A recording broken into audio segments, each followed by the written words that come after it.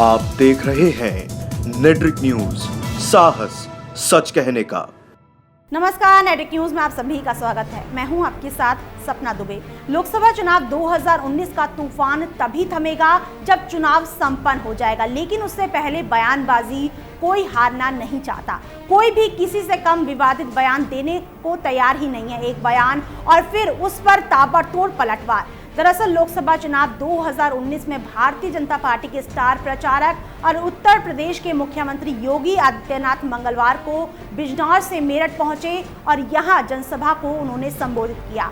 BJP के star प्रचारक हो और सपा बसपा रालोद को ना घेरें, ऐसा हो नहीं सकता है। उन्होंने गठबंधन का घेराव किया ही कांग्रेस पर भी जमकर निशाना साधा।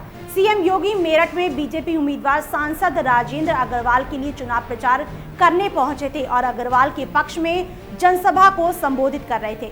इस जनसभा में उन्होंने विपक्षियों पर जमकर आग उगले और तीखे बयान दागे। एक तरफ तो सीएम योगी आदित्यनाथ यहां हिंदुओं को एकजुट करने की कोशिश करते रहे, तो दूसरी तरफ मुस्लिम वोट वाले मायावती के बयान पर निशाना साधते रहे। गढ़ रोड पर सिसौली गांव में गर्म दोपहरी में सीएम योगी आदित्यनाथ ने अपने बयानों के जरिए तापमान को उच्च स्तर पर लेकर गए।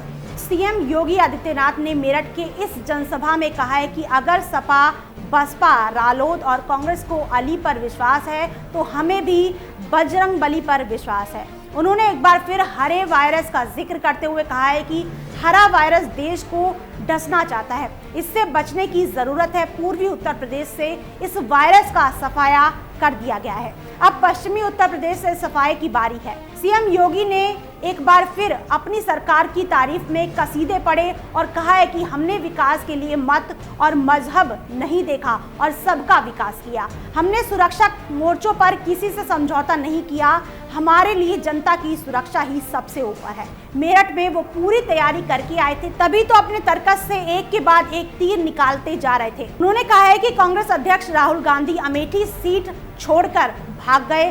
वो केरल में नामांकन के लिए जाते हैं तो वहां कांग्रेस का झंडा नहीं होता है, वहां चांद तारा वाला मुस्लिम लीग का झंडा था।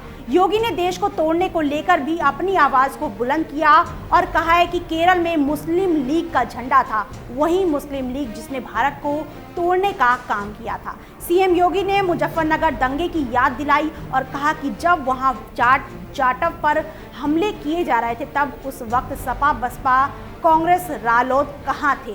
उन्होंने मेरठ की जनता को भरोसा दिलाया है कि ये तो तय है कि सुरक्षा की गारंटी बीजेपी में ही है, सिर्फ नरेंद्र मोदी के नेतृत्व में ही देश सुरक्षित रह सकता है। सीएम योगी तो बीजेपी के फायर ब्रांड और स्टार प्रचारक हैं, उनसे तो फरसक उम्मीद है कि वो इस तरह से भी जनसभा को संबोधित करेंगे और अपने विपक्षियों को निशाने पर लेंगे, लेकिन उनके ये तेवर जनता को कितना मंत्रमुग्ध करते हैं वो तो वक्त ही बताएगा। फिलहाल के इतना ही, बाकी देश और दुनिया की बड़ी खबरों के लिए देखते रहिए हमारे चैनल नेट्रिक न्यूज को। साथ ही खबरों की ताज़ा अपडेट के लिए हमारे चैनल नेट्रिक न्यूज को सब्सक्राइब करना ना भूलें। हमारे साथ जुड़े रहने के लिए हमारे YouTube चैनल को सब्सक्राइब करें, साथ ही बेल आइकन को दबाएं। नेट्रिक न्यूज की खबरें सबसे पहले देखने के लिए।